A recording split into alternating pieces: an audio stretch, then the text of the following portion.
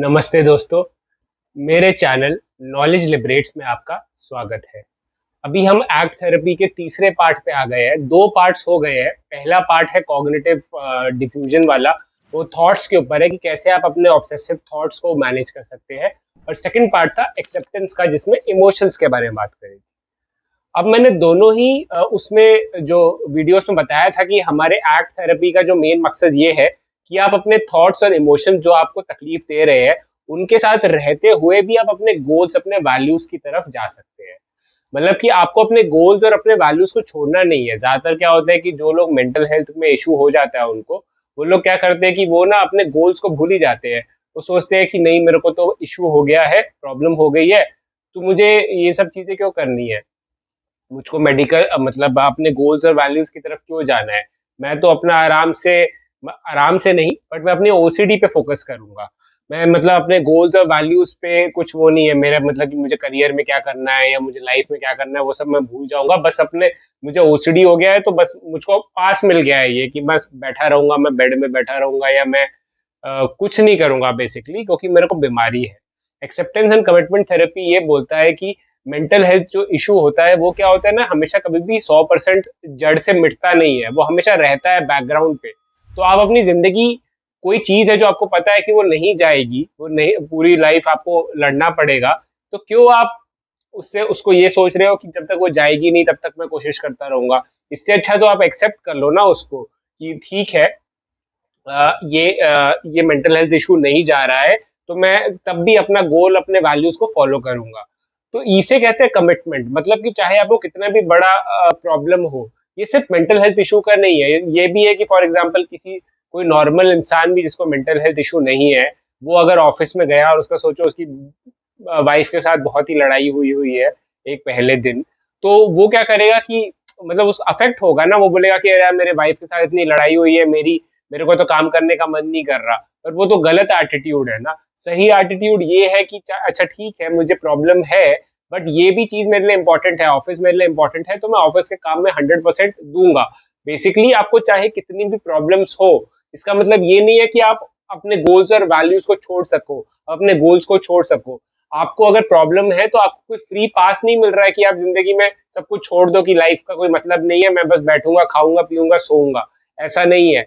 अगर प्रॉब्लम है तो भी बेसिकली आपको अपने गोल्स और वैल्यूज की तरफ जाना चाहिए। बेसिकली ये बात ये है कि जैसे वो बोला जाता है ना कि अगर डर डर लगता है, courage is not the absence of fear, it is taking action even when you have fear. मतलब कि जो करेज है, जो साहस है, इसका मतलब ये नहीं है, साहस का मतलब ये नहीं है कि डर है ही नहीं। साहस का मतलब ये है कि डर है, पर तो भी आप डर के आगे जाके जो चीज आप, जिससे आप डर रहे हो, वो करोगे। एक्सपोजर और रिस्पॉन्स प्रिवेंशन में भी तो यही होता है ना, अपने डर को एक्सेप्ट करने की बात होती है। तो वैसे ही आप यहाँ पे एक्सेप्टेंस एंड कमिटमेंट थेरेपी में आप अपने थॉट्स और इमोशंस जो है, जो खराब है, उसको आप एक्सेप्ट करते हो, और उसके बाद फिर आप थॉट्स और उसको आप एक्सेप्ट करते हो, और उसके बाद अपने जो गोल्स है, जो अपने कमिटमेंट्स है, उसको आप फॉलो करते हो। ठीक है। तो जो बेसिकली क्या है कि हमें एक्सेप्टेंस एंड कमिटमेंट थेरेपी का मेन चीज ये है कि चाहे लाइफ में इतनी भी इश्यूज हो, कैसे भी थॉट्स आए, कैसे भी इमोशंस आए, बट आपको अपने गोल्स और अपने वैल्यूज का साथ नहीं छोड़ना है। अपने गोल्स और वैल्यूज के पीछे पड़े रहना है। अब गोल्स, इसमें जो एक्ट थेरेपी की जो 6 पिलर है, उसमें वैल्यूज एक पिलर है, ठीक है, और कमिटमेंट एक पिलर है।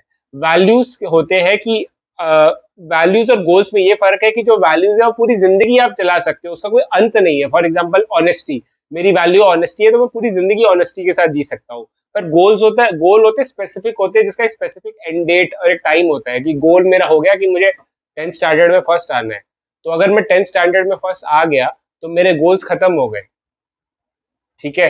तो जो गोल्स है, बेसिकली गोल्स और वैल्यूज में ये फर्क है कि जो गोल्स का एक एंड एंड डेट होती है, पर वैल्यूज की कोई एंड डेट नहीं होती है।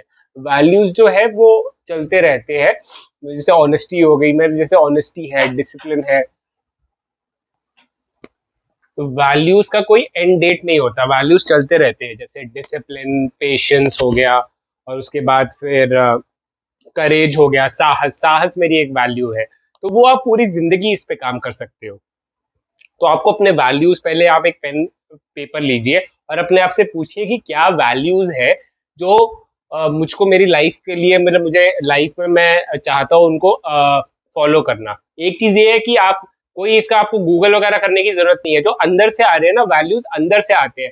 अंदर से अगर आपको ऑनेस्टी आ रहा है या अंदर से मनी आ रहा है कि आपको वेल्थ वेल्थ आपको क्रिएट करनी है, या आपको फॉर एग्जांपल ये है कि मुझे क्लेवर होना है, चाहे आपको कैसी भी वैल्यूज आ रही है, ये एक ध्यान रखना कि जो वैल्यूज है वो क्या होना चाहिए कि आपके लिए भी अच्छा होना चाहिए, और आपके लिए भी अच्छा होना चाहिए, और आपके जो करीबी है, जो जो दुनिया के लिए भी अच्छी होनी चाहिए। बेसिकली उससे आपकी ग्रोथ हो, ठीक है, आपके लिए अच्छा हो, वो आपको पसंद हो और आपके लिए अच्छा भी हो, दोनों चीज होनी चाहिए। फॉर एग्जाम्पल, अगर आपकी वैल्यूज होगी कि मेरी वैल्यू है सबका मर्डर करना, तो पहले मर्डर के बाद आप जेल में होगे। तो बेसिकली आपको क्या करना है कि जो वैल्यूज है आप लिखो कि अच्छा ठीक है, ऑनेस्टी ऑनेस्टी मेरे लिए अच्छी भी है, ठीक है, और मुझे पसंद भी है, मतलब अंदर से आना चाहिए। मुझको करेज का है कि हाँ मुझे साहसी बनना है, मुझे लगता है कि मैं कई सारी चीजों में मैं थोड़ा डर जाता हूँ, मैं डर के फिर वो एक्शन नहीं लेता हूँ, तो मुझे साहसी बनना है, वो अंदर से आता है, और साहसी बनना मेरे लिए अच्छा भी है। फॉर एग्जाम्पल, अगर मेरे अंदर से आ रहा हो कि लायर बनना है, मुझे वैल्यू आ रही हो, बट मुझे पता है कि लायर जो है वो मुझको पसंद तो है, पर वो मेरे लिए अच्छा नहीं है, क्योंकि मैं अगर झूठ बोलूंगा तो आगे चल के मेरी लाइफ के लिए अच्छा नहीं है वो। तो बेसिकली आपको जो वैल्यूज है वो ये देखनी है कि आपके लिए वो अच्छी भी हो और आपको पसंद भी हो। तो वैल्यूज आप अपने एक पेपर में लिख लोगे, और फिर उसके बाद आपको कमिट करना है कि चाहे मुझे कितने भी थॉट्स और इमोशंस आए, कैसे भी आए, ठीक है, मैं अपनी कमिट करूंगा। फॉर एग्जाम्पल, अगर आपका गोल है, अगर आपका वैल्यू है, ठीक है, कि मुझको हार्ड वर्क है, या आपकी वैल्यू है फॉर एग्जांपल वेल्थ, तो वैल्यू है वेल्थ, उसको फिर आप डिवाइड करोगे गोल्स में। ये वैल्यू है होगी वेल्थ, और उसको गोल करोगे कि अच्छा गोल है मेरा कि मुझको 10th में अच्छे मार्क्स लाने हैं, फिर 12th में अच्छे मार्क्स लाने हैं, अच्छे कॉलेज में जाना है, तो मेरा वेल्थ मतलब कि मुझे ज्यादा पैसे मिलेंगे, मेरी लाइफ अच्छी होगी।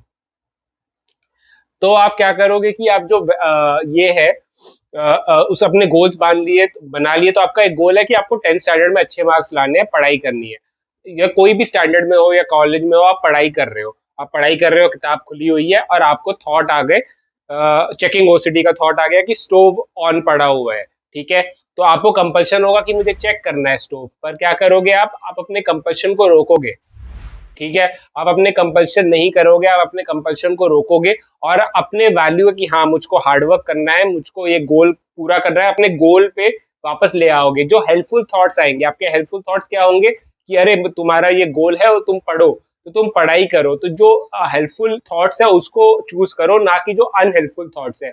अनहेल्पफुल थॉट्स कौन से हैं? जो ओसीडी के जो कंपल्शन वाले थॉट्स आ रहे हैं, वो अनहेल्पफुल थॉट्स है। तो आपके जो हेल्पफुल थॉट्स है, जो आपको अपने वैल्यूज और गोल्स की तरफ लेके जा रहे हैं, उन पे फोकस करो, उनको चूज करो।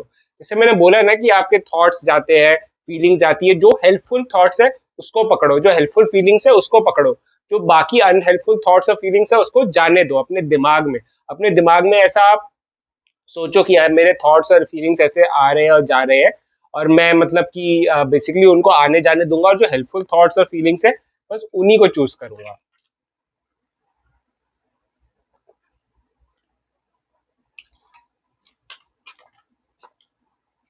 तो जो वैल्यूज और जो वैल्यूज है, अपने वैल्यूज लिख लो, वैल्यूज को फिर गोल्स में आप बांट लो, और उसके बाद फिर आप कमिट करो कि हाँ मैं मेहनत करूंगा, मैं बेसिकली मैं मेहनत करूंगा, और मैं हार नहीं मानूंगा। मैं अपने वैल्यू, चाहे मुझे कैसे भी थॉट्स आए, कैसे भी इमोशंस फीलिंग्स आए, मैं अपने वैल्यू पे अड़ा रहूंगा, अपने गोल्स पे अड़ा रहूंगा, और उसको पूरा करने की पूरी कोशिश करूंगा। तब ये जो कमिटमेंट है, कमिटमेंट मतलब कमिट कर देना, जैसे हम कमिट करते हैं, जैसे शादी में कमिट करते हैं कि हाँ ये मेरी पत्नी है, मैं उसे प्यार करूंगा चाहे कुछ भी हो जाए। या आप कमिट करते हो कि हाँ मतलब कि जैसे इंडियन टीम कमिट करती है कि हम जीत के लिए खेलेंगे, चाहे कितना भी हो जाए, चाहे 400 रन भी बनाने हो, हमको 400 रन बनाएंगे। अगर कमिटमेंट नहीं है तो मुश्किल है जीतना। कमिट करो, ठीक है, तो कमिटमेंट बहुत जरूरी है। कई लोग क्या होते हैं कि फॉर एग्जाम्पल करियर के टाइम पे वो कमिट ही नहीं करते हैं कि अच्छा जो भी अच्छा है वो मैं करूंगा, जो भी अच्छा है, जहाँ पे ज्यादा पैसा है वो कर लूंगा। पर कई लोग होते हैं बहुत क्लियर होते हैं कि मुझे शुरू से डांसर बनना है, तो वो कमिटमेंट देते हैं डांसिंग को और डांसिंग बहुत अच्छा करते हैं और तभी वो जाके बड़े-बड़े डांसर्स बनते हैं। या विराट कोहली ने कमिट किया था क्रिकेट को, और चाहे उनका ये है ना कि विराट कोहली की ये कहानी है कि उनके फादर की डेथ हो गई थी और अगले दिन जाके उन्होंने रणजी मैच खेला था और 100 बनाया था। तो उससे उनको और साहस मिला था। उन्होंने कमिट किया था क्रिकेट को कि क्रिकेट मेरे लिए बहुत इंपॉर्टेंट है और चाहे कुछ भी हो जाए, मैं क्रिकेट बनाऊंगा, खेलूंगा। मैं मेरी अगर बात करूं तो मैं कमिट करता हूं कि मैं वीडियोस बनाऊंगा और आपकी हेल्प करूंगा। और मैं आपको सच बताऊं तो कई बार मैं जैसे वीडियो बनाते समय मुझे इंट्रूसिव थॉट्स वगैरह आते हैं, बट मैं उन थॉट्स को जानने देता हूँ और वीडियो पे फोकस करता हूँ। कभी पता नहीं किसी ने नोटिस किया होगा, तो कभी कभी मैं थोड़ा ऐसे रुक जाता हूँ, तो कभी कभी ऐसा हो जाता है, बट मैं तो भी मैनेज करता हूँ। मेरा मैनेज है, मेरे को कोई दवाई ववाई की जरूरत नहीं है। मैं अपने जो गोल्स है, वैल्यूज है, उसकी तरफ कमिट करता हूँ। तो ये जो चीज़ है, देखो लाइव एग्जांपल है आपके सामने। ये बीमारी है, मुझे पता है कि मुश्किल है, बट यार मुश्किलों से हम भागते रहेंगे ना, तो लाइफ में सब लोग हमारा फायदा उठाएंगे। तो ये बात बिल्कुल सच है। और मैं ऐसे आपको क्या छुपाऊं, मैं खुद मानता भी हूँ कि ओसीडी वगैरह के टाइम पे, जब शुरू शुरू में मुझे ओसीडी थी, तो मैं काफ़ी कमज़ोर पड़ गया था और मैंने अपने वैल्यूज़ गोल्स को छोड़ दिया था, तो मेरी लाइफ अच्छी नहीं रही थी। अब अपने वैल्यूज़ और गोल्स को छोड़ देते हो तो आपकी लाइफ अच्छी नहीं रहती है, ये मुझसे लिख के ले लो। तो आप अपने वैल्यूज़ और गोल्स को कमिट करो और उस पे काम करो, बहुत ज़रूरी है, आपकी लाइफ के लिए ज़रूरी है। ठीक है? अगर आपको एक अच्छी लाइफ जीनी है तो आपको संघर्ष से दोस्ती करनी पड़ेगी। संघर्ष जो है, स्ट्रगल है, वो आपके लिए अच्छी है, आप उससे भागो मत। आप स्ट्रगल करो, अपने ओसीडी के अगेंस्ट स्ट्रगल करो, तो आप जो उस तरह जिस तरह जैसे यहाँ से आप ओसीडी और स्ट्रगल कर रहे हो, यहाँ से निकलोगे, तो यहाँ से जब निकलोगे तो आप बहुत ही स्ट्रांग रहोगे, आप बहुत ही आगे लाइफ में अच्छा करोगे। तो आप अपने ओसीडी से भागो मत, ओसीडी से लड़ो और कमिटेड रहो अपने गोल्स को, अपने वैल्यूज को। एंड डोंट वरी, सब सही होगा। आप लड़ते रहो, अपने वैल्यूज को समझो, तो समझो कि तुम्हें क्या अंदर से दिल में आता है। से values, discipline, courage, patience, honesty, basically justice, wisdom, ठीक है, और पेशेंस, ये सारे वैल्यूज है, इंपॉर्टेंट वैल्यूज है। आप अपनी वैल्यूज सोचो, फियरलेसनेस सोच सकते हो, वेल्थ सोच सकते हो, कोई भी आप अपनी वैल्यूज देखो। आप गूगल एक करो कि what are the top values, एक ऐसी समझने के लिए। पर आपकी जो वैल्यूज चूज करनी है वो अंदर दिल से आनी चाहिए कि हाँ, ये मेरे लिए इंपॉर्टेंट है। ठीक है? तो thank you for watching my video till the and. Values जो है वो it is like a direction, north direction, की नॉर्थ डायरेक्शन की तरफ मुझे भागना है। वैल्यूज जो है वो मतलब कि नॉर्थ डायरेक्शन की तरफ भागना है। नॉर्थ कभी खत्म नहीं होगा, कहीं पे भी जाओ, गोवा में भी एक नॉर्थ है, दिल्ली में भी एक नॉर्थ है, नॉर्थ की तरफ मुझे भागना है, वो वैल्यूज है। तो वैल्यूज इज लाइक डायरेक्शन, कि वो भागते रहो भागते रहो। गोल्स उसमें ये होगा कि अच्छा, मुझे नॉर्थ की तरफ जाना है, आगरा की तरफ जाना है, तो आगरा जाके मेरा गोल खत्म हो जाएगा। पर फिर आगे अगर मुझे नॉर्थ जाना ही है तो मैं और नॉर्थ जाता रहूंगा, और मैं हिमाचल पहुंच जाऊंगा, हिमाचल से कश्मीर पहुंच जाऊंगा, तजाकिस्तान, उज्बेकिस्तान, मंगोलिया निकलता ही चले जाऊंगा, क्योंकि मेरा जो वैल्यूज है मुझे फॉलो करते रहना है, करते रहना, करते रहना, करते रहना, करते रहना है। ठीक है? वैल्यूज पे लगे रहो। ठीक है? तो टेंशन नहीं, और लड़ते रहो, की फाइटिंग, सब सही कर देंगे ओसीडी।